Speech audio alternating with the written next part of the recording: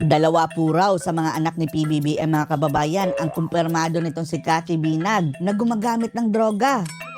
Alam na alam daw niya ito mga kababayan dahil kasakasama daw ng mga ito ang anak nitong si Cathy Binag na nalulong din sa droga.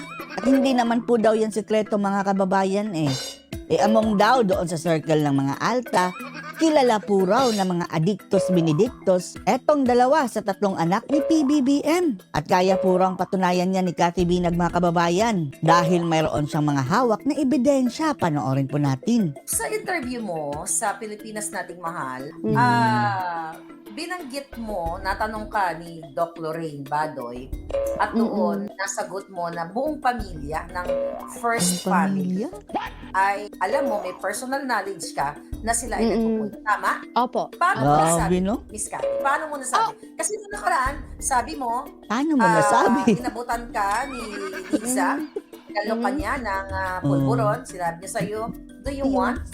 Opo. Then, doon sa pangalawang interview mo kay Lorraine, kay attorney, sabi mo, buong pamilya. Paano ka nakakasiguro na buong pamilya?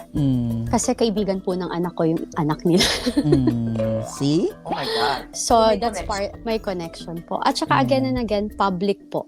Naging kaibigan Public knowledge daw among the altas. ng anak ko. And it's sad to say, like, one of my kids, when I left for US, para umiwas po sa pangbubuli nila and everything, and para hindi madama yung pamilya ko, umalis po ako. Pag alis ko, sinabihan ko pa yung anak ko, anak, huwag kang mag-iingat ka ha, kasi for sure they will hurt you, they will do something to you. Anak nila na Tuloy Boy?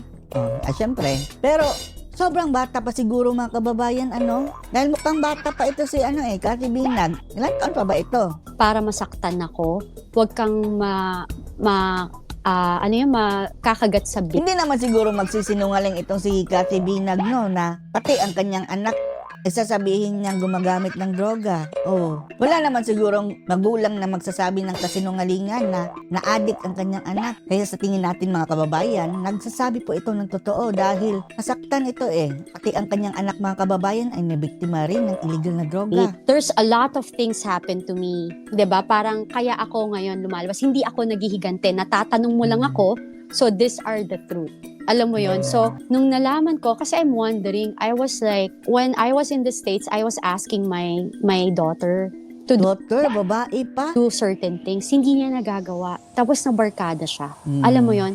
Then like me, I'm exposed to those kind of people. You can easily see through. You can feel if there's something wrong. Alam mo 'di ba?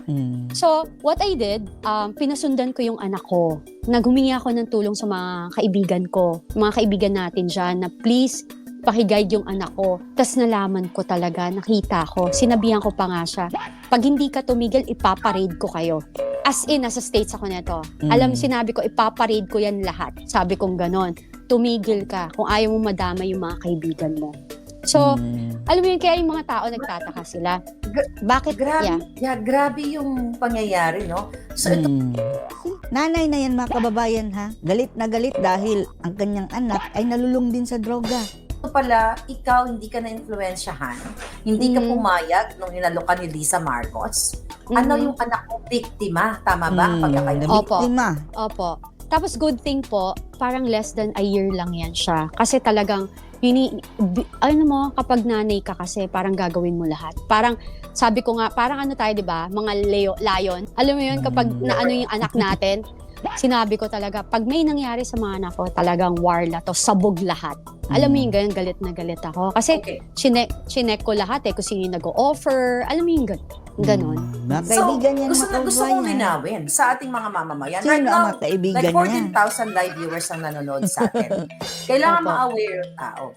So, ibig mong sabihin na yung anak mo ay nasadlak sa ganong pulboronic activity at kasama sa mga pulboronic session na yon ang mga anak ni Bongbong Marcos at ni Liza Marcos. Sino, kung pwede mong pangalanan, or kung pwede lang, sino o tatlo bang anak, dalawang anak o isang anak lang? Dalawa. Dalawa. Pero hindi ko papangalanan muna. Wow. Pero pag nag-comment siya, sabihin ko.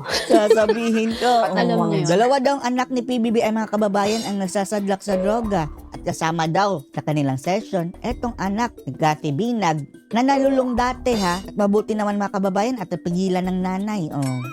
Grabe no? Isipin nyo na lang mga kababayan, ang babata pa. At etong mga anak ni PBBM mga kababayan, kung totoo man ha, to be safe lang mga kababayan ha, dahil hindi naman tayo si Cathy Binag. Kung totoo mang gumagamit din ng droga, sayang din ang kinabukasan. Pero, kung totoo man din ang bintang doon sa kanyang tatay na gumagamit ng droga, naging presidente pa nga.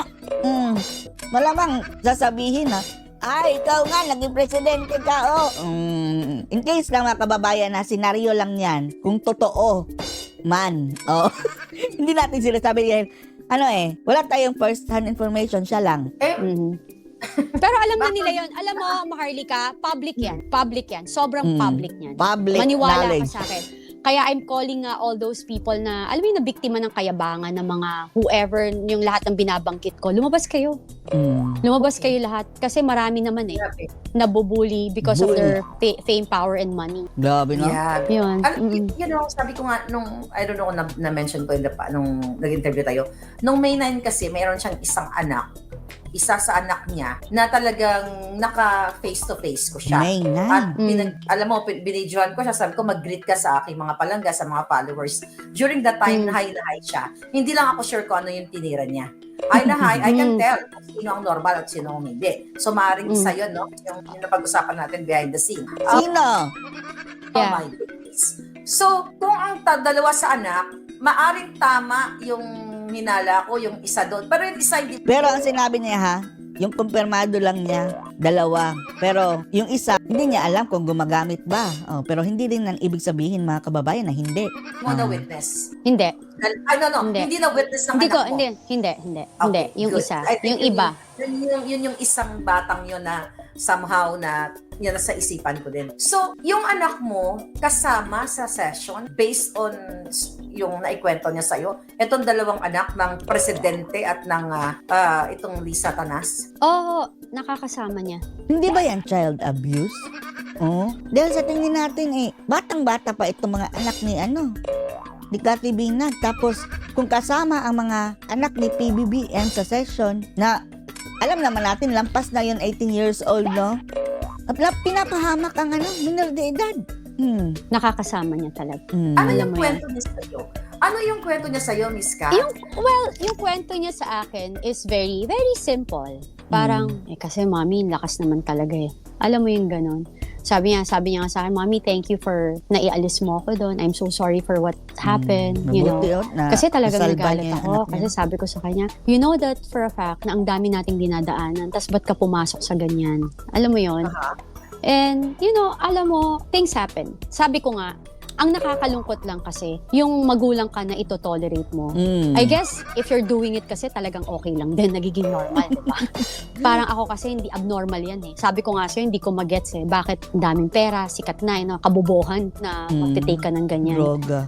Kaya nga sabi na mahal ka mga kababayan, buong pamilya daw, bangag.